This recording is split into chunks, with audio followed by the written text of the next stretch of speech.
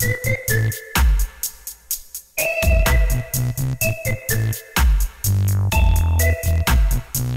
qui vous séduit le plus dans cette salle Môme? Alors dans cette salle Môme, on a voulu faire une salle vraiment dédiée pour les enfants. C'est-à-dire une salle où l'enfant se sente libre, il se sente bien. C'est un peu la salle où l'enfant emmènera ses parents au cinéma, vous voyez. C'était un peu l'idée d'avoir une première expérience de film, une première expérience de salle. Et on a voulu faire une salle très différente des autres salles traditionnelles. Dans une salle traditionnelle, vous avez des fauteuils rouges, vous avez uniquement une teinture noire. Là, vous avez une salle qui est colorée, qui est ludique, qui est drôle, amusante, très différente, dans laquelle l'enfant, on espère, va rentrer avec le sourire et ressortir avec le sourire. D'accord. C'est pas qu'une salle de cinéma. Très bien. Qu'est-ce que vous lui souhaitez à cette salle? Je souhaite beaucoup de succès dans la mesure où ce que je souhaite avant tout, c'est que l'enfant découvre des choses, donne vraiment envie d'aller au cinéma.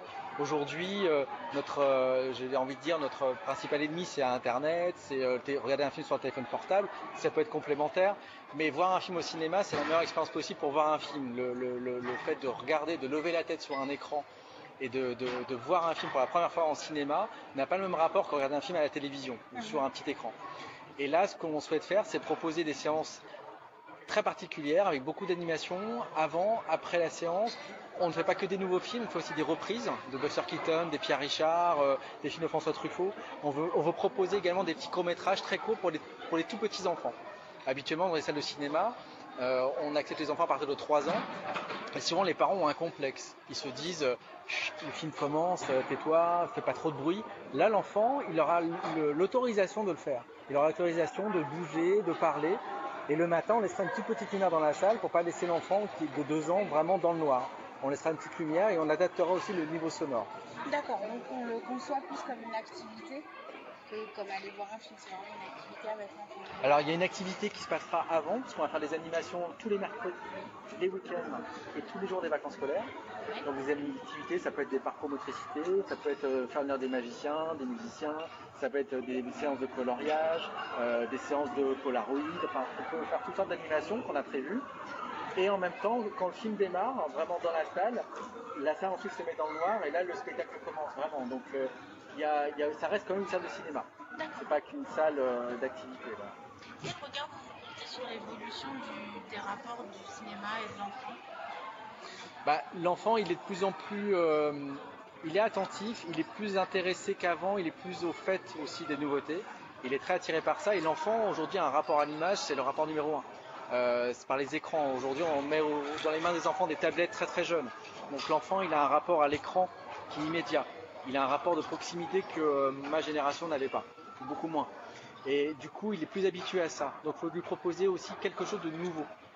Si on lui propose simplement une salle avec un écran et des fauteuils traditionnels, je ne suis pas convaincu que ça lui donne forcément envie de retourner au cinéma. Si on lui propose différentes expériences, une expérience différente, amusante, qu'il n'a pas l'habitude de voir, vraiment innovante, j'espère en tout cas qu'il aura envie de revenir et qu'ensuite lui plus grand emmènera ses propres enfants au cinéma. D'accord.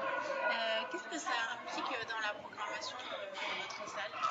Alors ça implique d'avoir un programme qui est fait très en avance pour pouvoir programmer nos animations.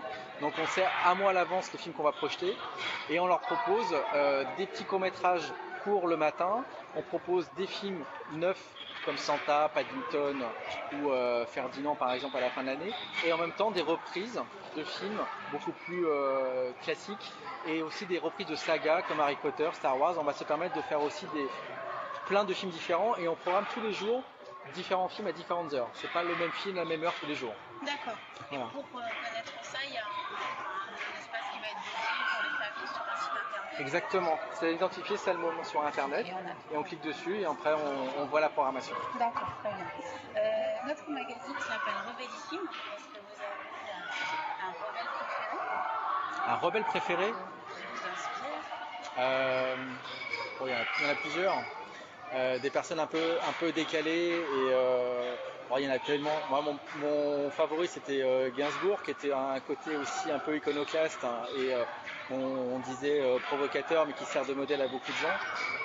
Au cinéma ça va de Marlon Brando, enfin je pourrais vous en citer tellement. Mon acteur préféré c'est Patrick Devers, qui sont aussi des vrais rebelles. Donc oui, c'est assez inspirant. Voilà. C'est quoi votre meilleur souvenir à vous d'enfant au cinéma? Ah, mon meilleur souvenir, ma première séance quand je suis allé voir Peter Pan à 3 ans. Et je suis sorti de la salle, j'ai encore quelques images. Et à 7 ans, je suis allé voir l'Empire contre-attaque, la guerre des étoiles numéro 2. Et je suis sorti de la salle en pleurant parce que je voulais pas que Luke que Darth Vader soit le perdu.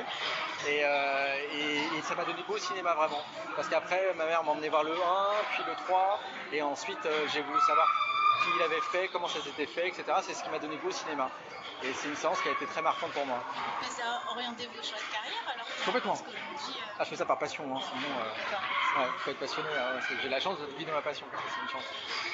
Et une dernière question sur l'interculturalité, est-ce que ça vous inspire?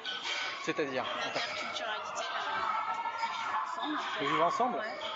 Je travaille dans une salle de cinéma. C'est ce qu'il y a de mieux pour pouvoir vivre ensemble. Si on est cloîtré chez soi et avec son propre univers, avec les personnes qui sont à côté de vous de manière récurrente, votre famille, vos amis, c'est pas la même chose que vivre une séance qui est animée et découvrir d'autres personnes. C'est un peu le souhait ici. C'est-à-dire que le fait de pouvoir communiquer, de vivre, c'est une communion, une salle de cinéma. Pour moi, c'est une séance, c'est une communion en quelque sorte. Et c'est le fait de le vivre ensemble, c'est pas la même chose. Vous vous rappelez toujours un film que vous avez vu au cinéma avec d'autres gens, le moment quand le film vous a plu, vous vous rappelez, vous dites, ah, je l'ai vu à tel endroit. Par contre, un film que vous avez vu chez vous à la télévision, vous vous rappelez pas. Vous savez pas à quel moment, ça vous marque beaucoup moins. Et l'idée de le vivre avec d'autres, de voir une comédie avec d'autres personnes, de voir un film même triste, vivre une émotion avec d'autres personnes, et après de le prolonger. Il y a beaucoup de clients ici qui sortent et qui discutent entre eux en disant ah mais vous avez aimé, ah non moi j'ai pas aimé. Ça, c'est ça aussi, cette idée d'échange qu'il peut y avoir. En tout cas, ça fait partie de notre mission. D'accord, très bien, je vous remercie. Avec plaisir.